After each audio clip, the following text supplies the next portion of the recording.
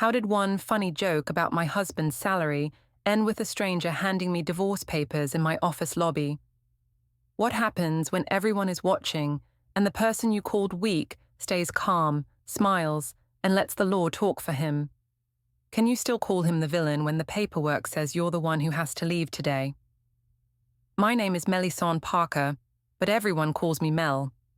I was 34, and I worked as an event coordinator in a tech company. I planned other people's big nights for a living, so I understood timing. I understood attention.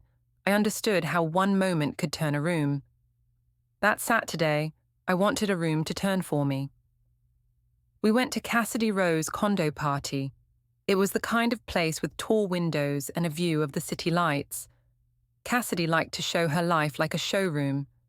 She said it made people hungry for more. I agreed with her because hunger kept you moving. My husband, Ethan Parker, did not like these nights. He was 36, and he worked in municipal IT. He was steady, he was safe, he was not shiny. He did not tell stories that made strangers lean in. He did not love being judged by people he would never call friends. On the drive there, he asked if we could keep things calm. He asked if I could avoid money talk. I said I would, because it was easier to say yes in a car. I said he worried too much. I said people joked, and he should not take it as an attack. He looked at the road and went quiet. When Ethan went quiet, I felt like I was the only one holding the air in the car. I hated that feeling. I told myself he did it on purpose. I told myself he wanted me to feel guilty before anything even happened. At the condo, Cassidy hugged me too hard and too long. She asked if I was ready to have fun. I said I always had fun. She looked at Ethan like he was a bag I carried because I had to. Sienna, my sister, was already there with her phone in her hand. She said the lighting was perfect. She said we should take pictures early, before people got sweaty and tired. Ethan greeted people politely. He did what he always did. He smiled in a careful way. He stood near walls. He refilled his water, like it was a job. He did not flirt with attention. He let attention move past him. Cassidy introduced me to a few new faces. She said one man worked in sales and made real money. She said he was the kind of guy who could buy a watch without checking his bank app. I laughed like it was harmless. Ethan heard it and stayed quiet. We moved into the living room where everyone was loud and loose. Someone put on music with heavy bass. Glasses clinked. A group started comparing rent, vacations, and bonus checks like it was normal weather talk. I told myself it was normal. I told myself Ethan needed to grow up. A man named Marcus brought up work stress. He asked how people handled budgets at home. Cassidy turned it into a game. She said couples should share numbers. She said it showed trust. Ethan stiffened. He asked me with his eyes to shut it down. I saw it. I also saw the circle around us waiting. I did not like being asked to protect him. It felt like a test I did not agree to take. Cassidy asked Ethan what he made. She asked it like a joke, but her tone was sharp. Ethan said it was not the right place. He said he preferred privacy. Cassidy laughed and said privacy was for people who were embarrassed. Sienna leaned in and asked if I had to carry the bills. Marcus gave a small smile like he wanted peace, but he did not stop it. A few people raised their phones, not in a clear way, but in that modern way where you never know if someone is filming or texting. Ethan asked me quietly if we could go to the balcony for a second. He said he felt cornered. He asked me to help him. I heard him, and I did not like how small he sounded. I did not like how it made me look. So I did what I always did when I felt trapped. I turned it into a performance. I laughed. I said Ethan was being dramatic. I said he worked for the city, so nobody should expect a big number. I said it like I was telling a cute story about a pet. A few people laughed. Cassidy laughed loudest. Ethan's face changed. He asked me to stop. He asked why I would say that. I said he was taking a joke too seriously. I said everyone knew he was a good person, and that was worth more than money. I said it as if I was being kind. Then I pushed again, because kindness did not get the laughs. I said the truth was I was the ambitious one. I said I had goals. I said I could not live like a monk. I said it was hard to be with someone who had no fire. That was not fair. Ethan worked hard. He showed up. He paid bills on time. He never broke laws. He never scared me. He never raised a hand. He just did not shine. And I wanted shine. Cassidy asked if Ethan ever felt insecure. I answered for him. I said he did, and it was exhausting. People laughed again. Someone clapped like it was a comedy set. Ethan asked me to come with him, just for 5 minutes. He asked me to leave. He said he felt humiliated. I told him he was making it worse by reacting. I told him he should learn how to take a joke. I told him men who could provide did not get upset over small talk. I watched his jaw tighten. He did not yell. He did not throw anything. He did not threaten anyone. He looked at the room, then at me, like he was taking a picture inside his head. He said we should go home. He said it was late. I said it was not late. I said he was trying to control me. I said he always wanted to pull me away when I was finally having fun. Cassidy stepped between us like a referee. She told Ethan to relax. She said I deserved a night out. Sienna said Ethan should be proud I stayed with him. Someone else said loyalty was rare these days. The words hit him like little stones. Before we dive deeper into this story, I have one small request. Please subscribe, drop a like, comment, and hit that hype button to boost this channel so more people can discover these incredible stories. Ethan took a slow breath. He asked me one last time to leave with him. I said no. I said he could go if he wanted. I said I was not his child. He nodded once. He set his glass down carefully. He told Cassidy thank you for the invitation. He told Marcus to have a good night. He looked at me and said he would talk to me at home. His voice was flat. That scared me more than anger, but I did not admit it. He walked out. He did not slam the door. The room buzzed after he left, like people smelled blood and water. Cassidy leaned close and asked if I was okay. I said Ethan always did this. I said he punished me when I did not obey. I said he liked to make me look like the bad one. I said it fast because speed makes lies feel true. Sienna told me to enjoy myself. She said I should post something fun. She said I could not let Ethan ruin my night. I nodded and smiled. I lifted my phone and took a photo of the skyline, but my hands shook a little. I told myself it was excitement. When I finally went home, the house felt too quiet. The kitchen light was off. The air smelled like nothing. Ethan was in the living room, not the bedroom. He sat on the couch like he had been waiting, but not waiting for a fight. He asked why I stayed. He asked if I understood what I did. I said he walked out first. I said he embarrassed me by leaving. I said he made everyone stare at me like I was some villain. He said he left because I crossed a line. He said he would not be spoken about like that. He said he needed respect. I said respect followed results, and I had results. I said I worked harder. I said I deserved a partner who matched me. He looked at me for a long time. Then he told me to sleep in the guest room tonight. He said he needed space. He said he would not argue while the kids were asleep. He said we would talk in the morning, calmly. I walked past him, angry, but also cold inside. I told myself he was doing this to scare me. I told myself he wanted me to beg. In the hall, I noticed a new reminder on his phone screen when it lit up on the table. It was just a calendar block with a place name and a time. I told myself it was work. I went into the guest room and shut the door. I lay down fully dressed, staring at the ceiling, and I tried to feel proud. But my chest felt tight, like the party noise was still trapped in me. By Monday morning, the party felt like it had happened in public history, not just in a condo. I woke up with a dry mouth and a hard pulse in my throat. Ethan was already up. I heard the coffee machine, but I did not hear him moving around me like usual. The house had a new shape. At breakfast, he did not sit with me. He packed the kids' lunches in silence. Ava asked why Dad was quiet. I said he was tired. Noah asked if we were going to the park later. I said maybe, depending on Dad's mood. I used that word on purpose, like his mood controlled the family. Ethan drove the kids to school. He did not offer to drive me, even though he could have. It felt like a message. I told myself he was punishing me for having a personality. I told myself he wanted me to feel small.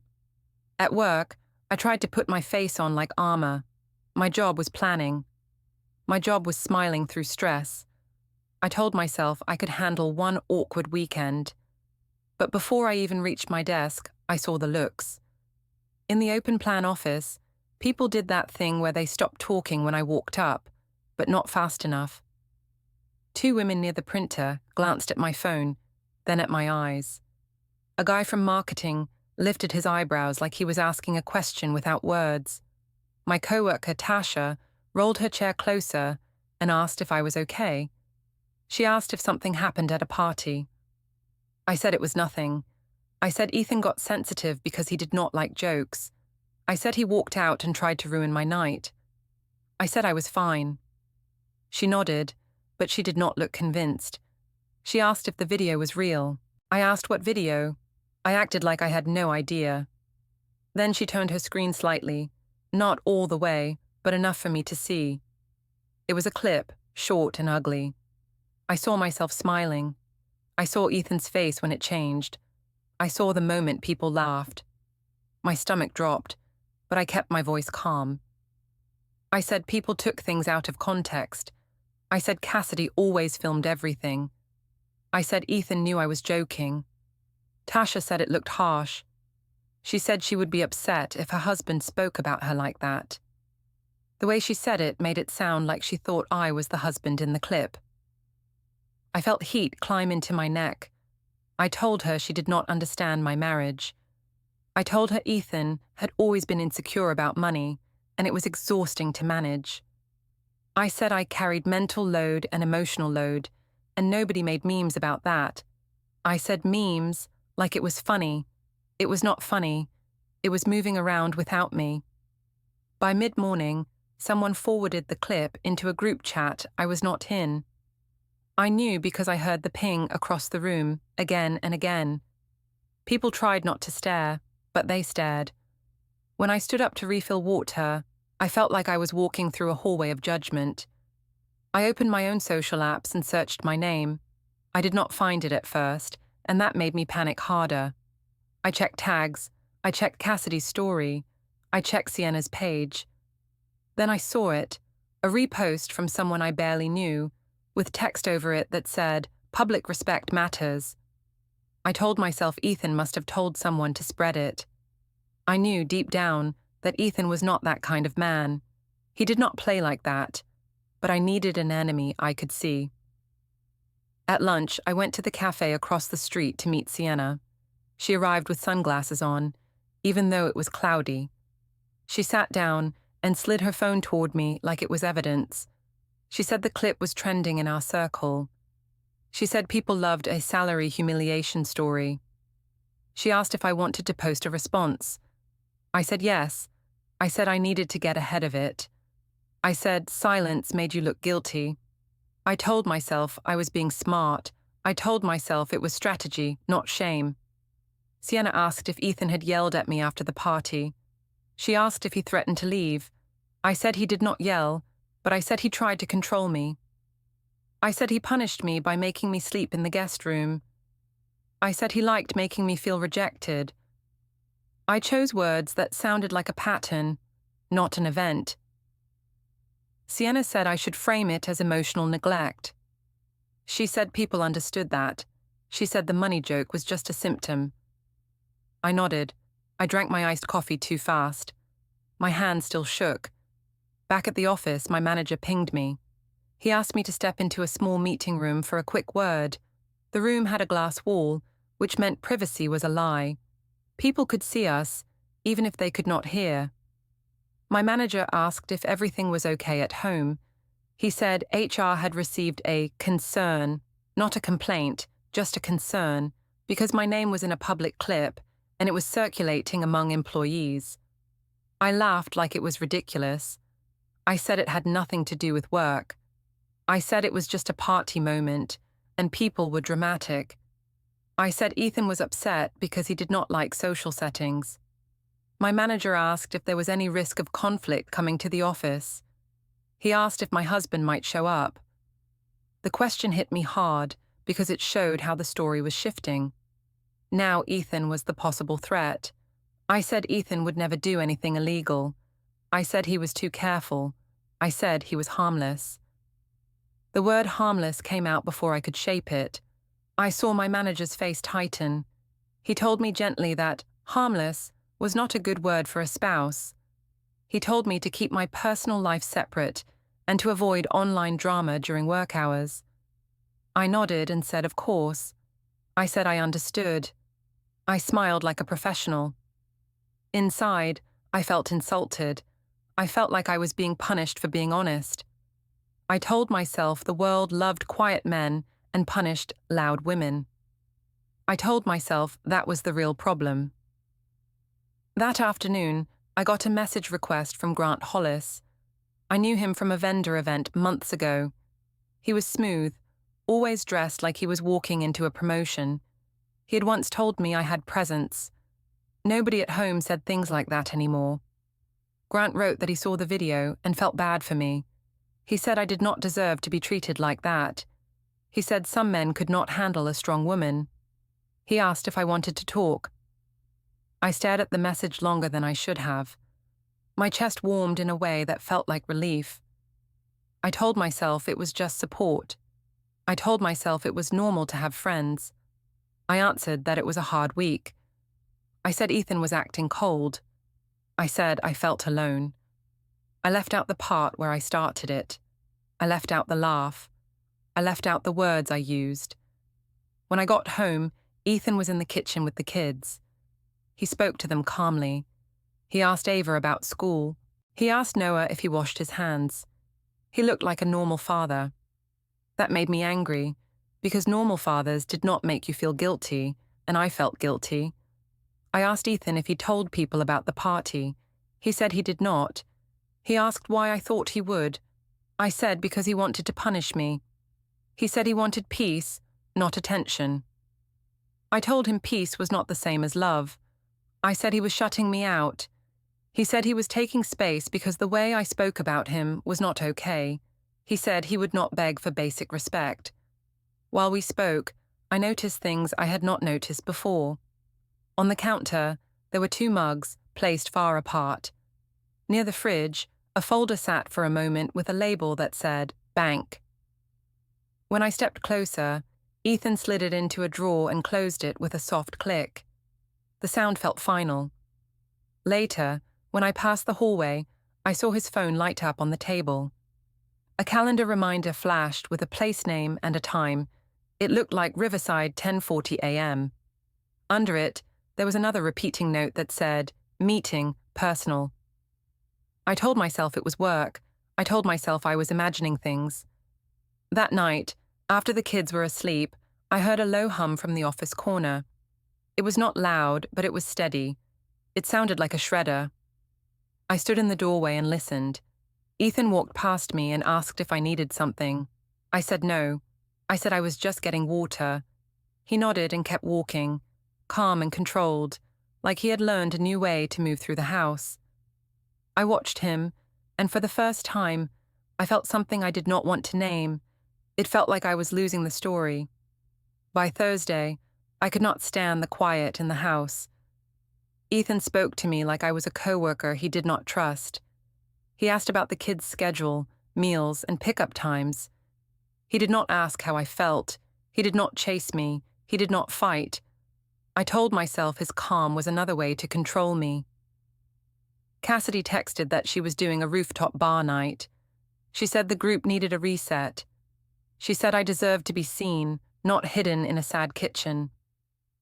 Sienna sent a second message and said I should come, because people were choosing sides. That sentence hit my pride. I told Ethan I was going out for one drink with friends. He asked what time I would be home. I said it depended on traffic. He asked who was going. I said the usual people. He said he would stay with the kids, but he asked me to keep it respectful. He said our private life did not need more eyes. I rolled my eyes. I said he was afraid of the truth. He asked what I meant. I said he did not like when people saw how he treated me. He stared at me like he was memorizing my face again. Then he nodded once and went back to packing Noah's backpack for the next day. On the way to the bar, I practiced my version of events in my head. I told myself I was not cruel. I told myself Ethan was fragile. I told myself I should not have to shrink just because he felt small. I felt better when I said those things, like I was building a wall inside my chest. The rooftop was crowded and loud. The wind was cold, but people acted like it was summer. Phones were everywhere. Someone had a ring light clipped to a table. Cassidy hugged me and asked if I was free tonight. I said I was married, but I said it like a joke. She laughed like I was brave. Marcus was there, holding a soda instead of a drink. He asked if I was okay. I said I was fine. I said Ethan was being distant and cold. Marcus said he saw the video and it looked rough. He said Ethan's face was hard to forget. I told Marcus the clip was unfair. I said it was edited by the internet, not by me. I said Ethan always acted hurt to make me look bad. I said he used silence as a weapon. Marcus frowned slightly and said silence was not always a weapon. I changed the subject. Sienna arrived and took pictures of me before I even sat down. She said my eyes looked strong. She said I should post something that showed confidence. Cassidy leaned close and said I should not waste my best years on a man who could not provide a life with options. I nodded. I did not argue. I liked how it felt when people spoke about my life like it was a brand. It made me feel important.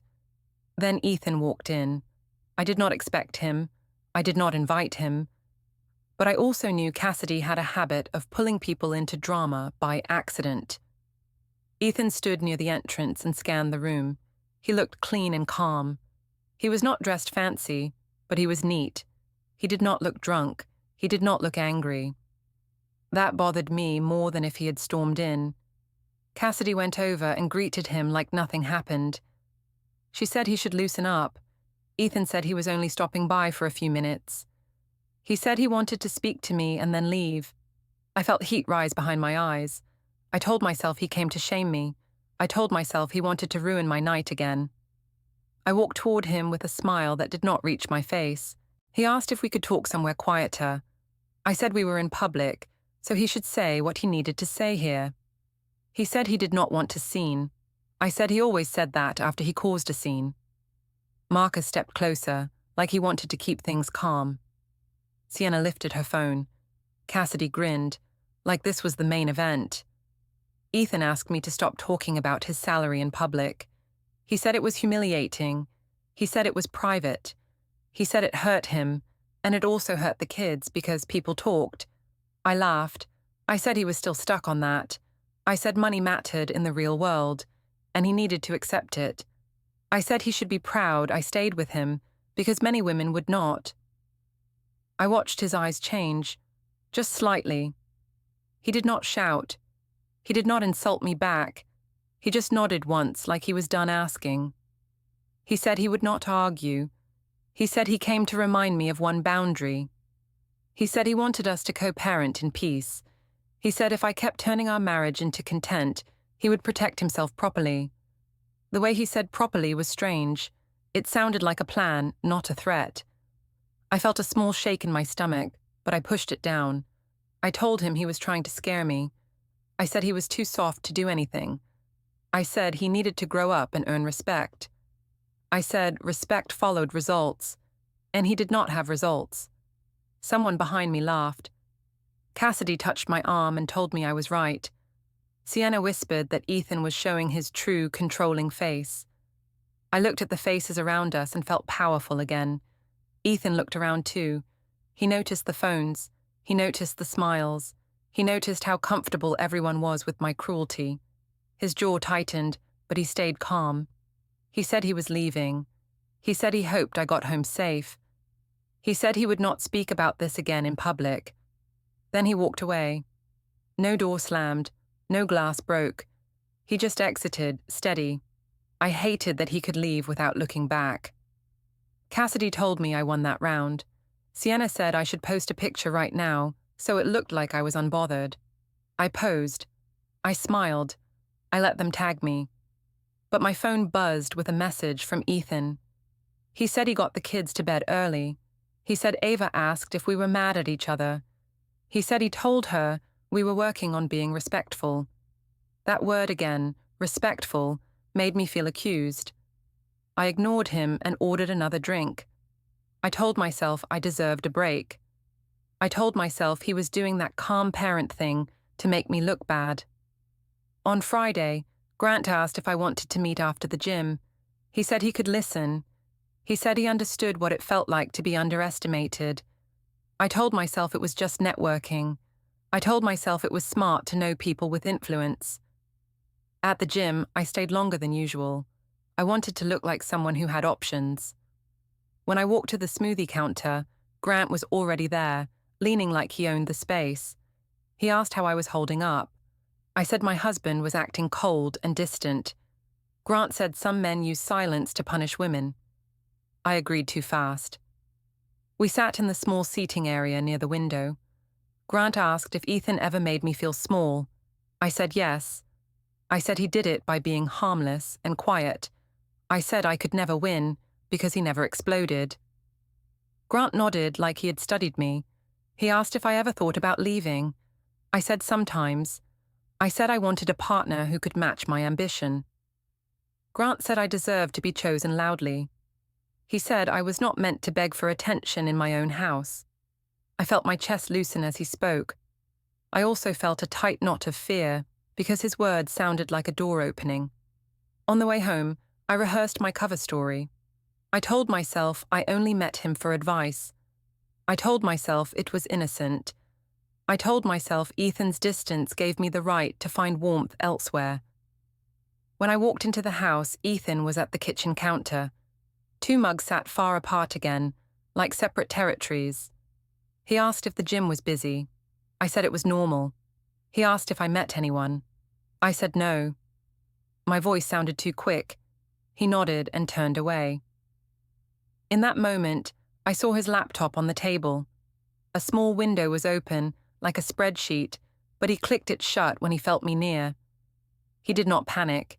He just closed it calmly, like it was routine. Later, when I went to throw something away, I heard a soft ping from his phone. It sounded like a file upload.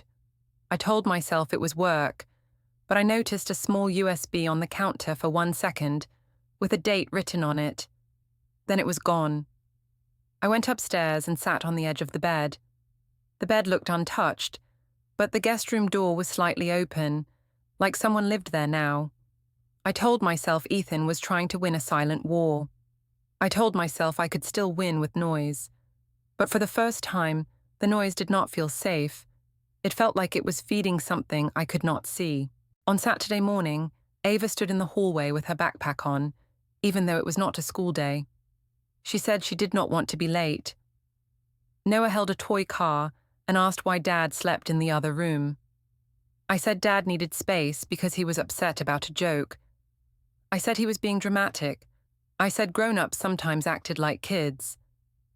Ethan came down the stairs with a calm face and asked the kids to eat. He asked Ava what she wanted for breakfast. He asked Noah to sit properly. He acted normal, and that made me feel like I was the one on trial. I told myself he was performing for them. I asked Ethan if he planned to keep ignoring me. He said he was not ignoring me. He said he was choosing peace.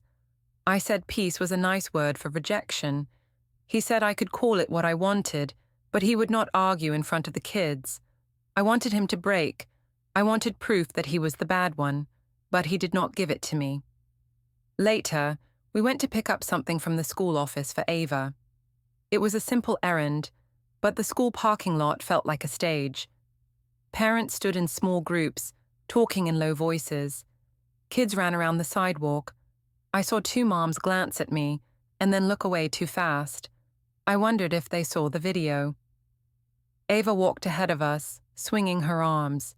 She looked back, and asked if Mom and Dad still loved each other. She asked it like she was asking if it would rain.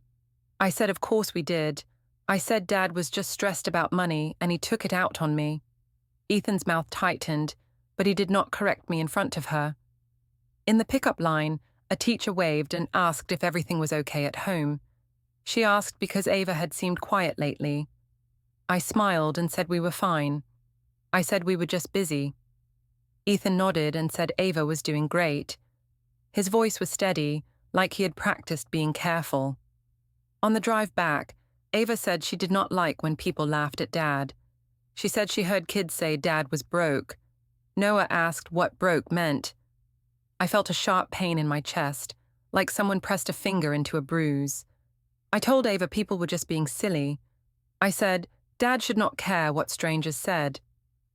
Ethan gripped the steering wheel and said softly that words mattered.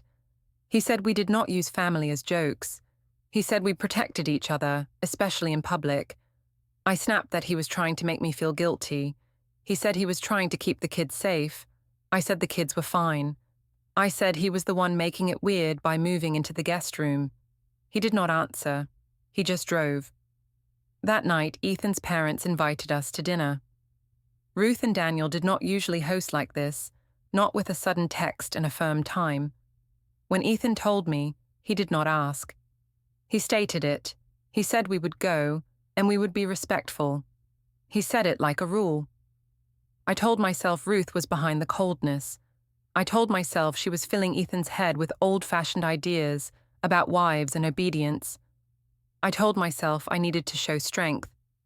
The restaurant was a family place with long tables and warm lights. Ruth had reserved a big table, like she expected a meeting, not a meal.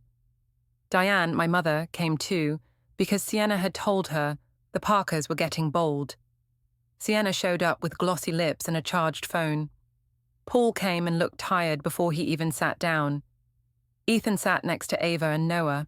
He helped Noah with the kids' menu and asked Ava about her drawing. Ruth watched him like she was counting points. Daniel nodded at Ethan and then looked at me carefully, like he wanted to understand what kind of storm he was facing. Ruth asked how things were at home. She asked it politely, but her eyes were sharp. I smiled and said we were adjusting. I said Ethan was sensitive lately. I said he took small jokes too personally. Ruth asked what jokes. I acted confused. I said people made jokes at parties. I said it was normal. I said Ethan embarrassed me by leaving and making it a thing. I said it like I was the victim of his weakness. Ruth said she saw the video. She said she heard the laughing. She said she heard my words. She said it did not sound like a joke. Her voice stayed calm, but it did not bend. I looked to Ethan, expecting him to jump in and defend me or attack me. He did neither. He sipped his water and stayed quiet. That silence made me feel exposed. Diane leaned forward and said people were too sensitive these days. She said couples teased each other all the time. She said Ethan should be grateful Mel had ambition, because ambition kept a family moving. Ruth said ambition did not excuse disrespect. Daniel said the kids heard everything now, even when adults thought they didn't. Paul cleared his throat and said, we should focus on the kids. Sienna rolled her eyes. Ethan finally spoke. He said he did not want to fight. He said he wanted stability. He said he wanted our home to be calm. He said he would not accept public humiliation as humor. He said he would not model that for Ava and Noah. I said he was making it sound worse than it was. I said he loved playing the wounded hero. I said he enjoyed making me look cruel so he could be the good guy. I said it with confidence, because confidence made people hesitate. Ruth asked if I was seeing someone else. She asked it straight, with no drama in her voice. The table went quiet for a second, even the kids, like they sensed the air change. I laughed too loud. I said she was accusing me because she never liked me. I said Ethan's mother wanted to control me through him. I said I had friends, and that was not a crime. Ethan looked at Ruth and then back at his plate. Daniel watched Ethan, not me. That bothered me. I wanted them to focus on my feelings, my story, my pain. But they were watching Ethan like he was the one they needed to protect. Ava asked what accusing meant. Noah asked why everyone was talking like that. Ethan told them gently to eat their food. He said grown-ups were talking about grown-up problems, and the kids were safe. I felt irritated that he sounded like the adult in the room.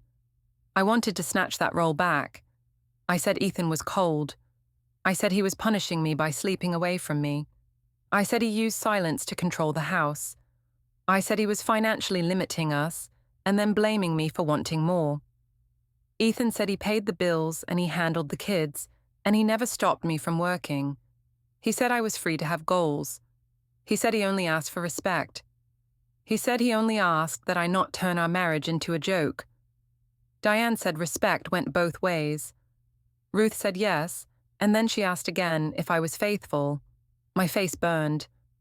I said Ethan's distance pushed me away. I said I needed attention. I said it was normal to want to feel desired. I did not admit anything specific, but I shaped the room so my needs sounded like facts. Daniel said needs did not cancel vows. Paul rubbed his forehead. Sienna whispered that Ruth was being toxic. After dinner, when we stood up, Ruth asked Ethan if he had a plan. Ethan said he was handling things properly. He said he was keeping records and protecting the kids. He did not raise his voice. He did not smile. He just stated it. On the way out, I noticed Ethan paid for the kids' meals separately from mine, even though we were at the same table. I saw 2 receipts in his hand. I told myself he did it to shame me.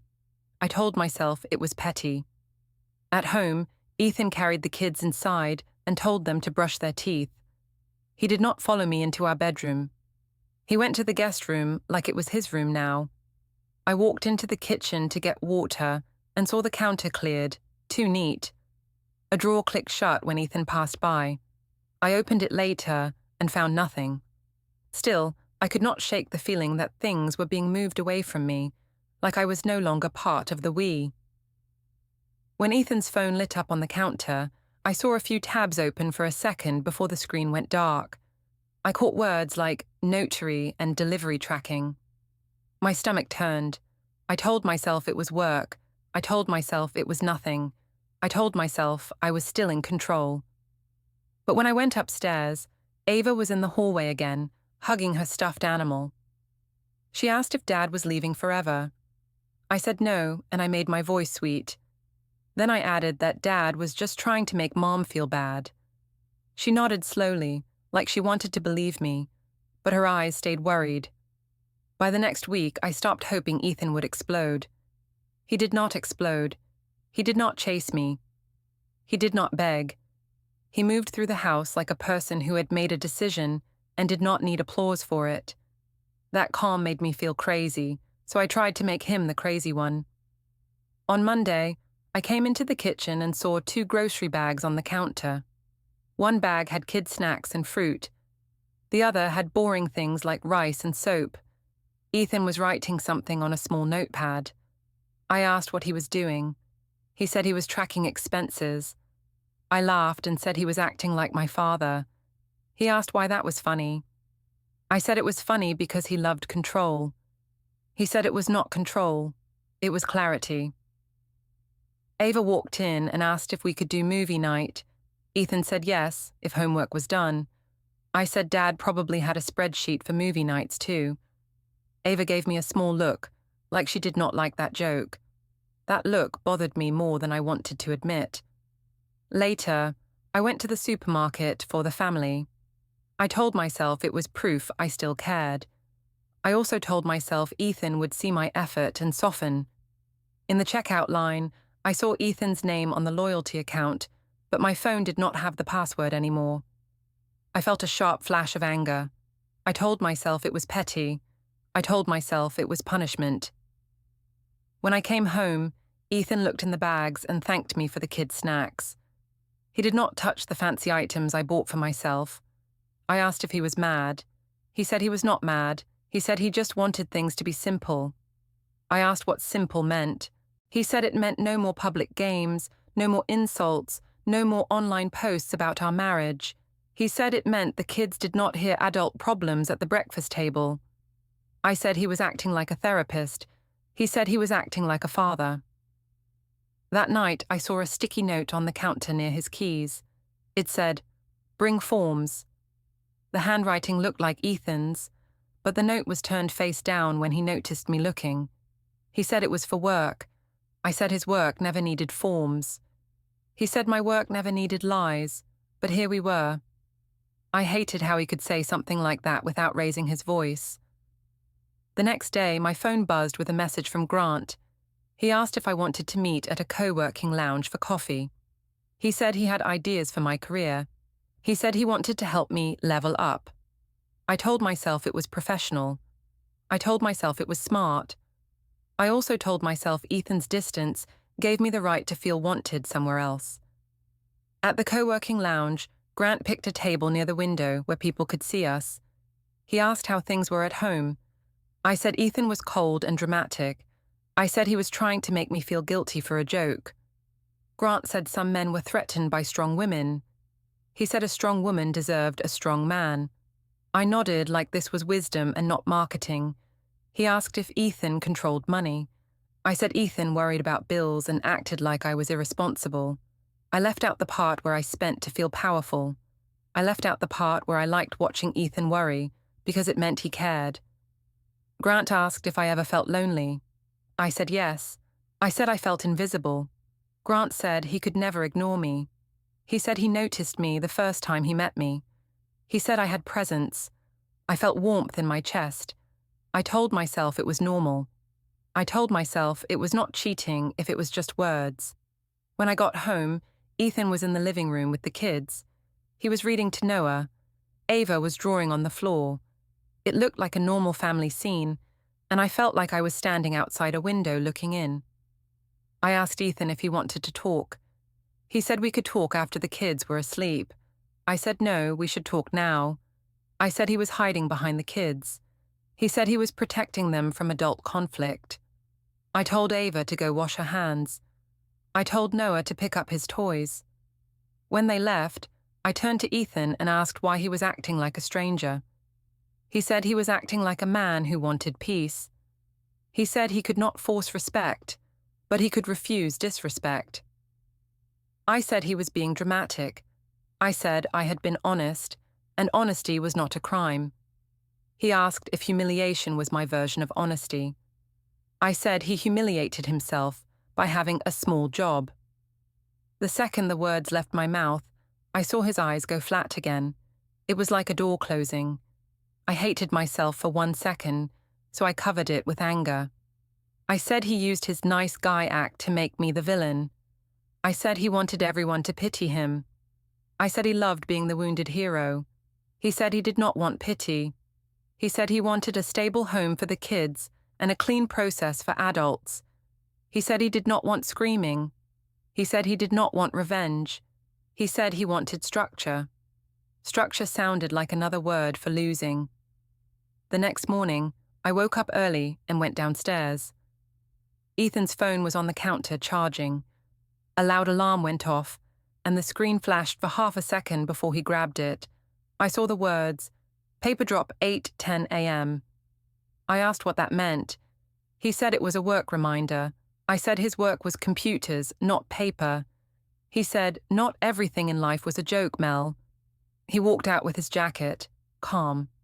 The car in the driveway was angled toward the street, like he planned to leave fast. I told myself I was imagining things again. That afternoon, I opened a kitchen drawer and found it was locked. I shook it once, then twice. It did not open. I felt insulted. I felt like a child being told not to touch the adult cabinet. When Ethan got home, I asked why the drawer was locked. He said it was his personal drawer. I said we were married, and there was no personal. He said there used to be us, but I kept breaking it in public. I told him he was overreacting. I told him he was acting like I cheated. I said it like it was funny. I said it like a challenge. He did not answer right away. He just looked at me, and I felt a cold wave move through my stomach. That night, I heard the printer in the small office corner. It spit out a page. I walked in fast, ready to catch him. Ethan picked up the paper and held it face down. Then he flipped it and showed me the other side. It was blank. He said the printer was acting up. He said he would fix it. He said, "Good night, Mel," and he walked away with the blank page in his hand, like it still mattered. I followed him to the stairwell landing and asked what he was doing. I asked if he was planning something behind my back. I asked if he was talking to people about me. He said he was not interested in gossip. He said he was interested in facts. He said he was keeping records because the kids deserved stability and because adults should not play games. I told him he was threatening me. I told him he was trying to scare me into behaving. I told him it was emotional abuse to treat me like a stranger in my own house. He did not take the bait. He did not raise his voice. He did not step toward me. He stayed on his side of the landing, like he was careful about space. He asked if I remembered what I said at the party. He asked if I remembered how I laughed while people filmed him. I said it was a joke. I said everyone teased. I said he was weak for caring. Ethan's face did not change. He nodded once, slow, like a judge marking something down. Then he said very calmly that he would handle it properly. My HR manager asked me to step into the lobby. A man in a suit asked if I was Mélisande Parker, and I said yes. He handed me divorce papers and temporary orders. Ethan stood nearby and said nothing. The order said I had to leave the house tonight and follow a parenting schedule. Grant didn't reply when I texted.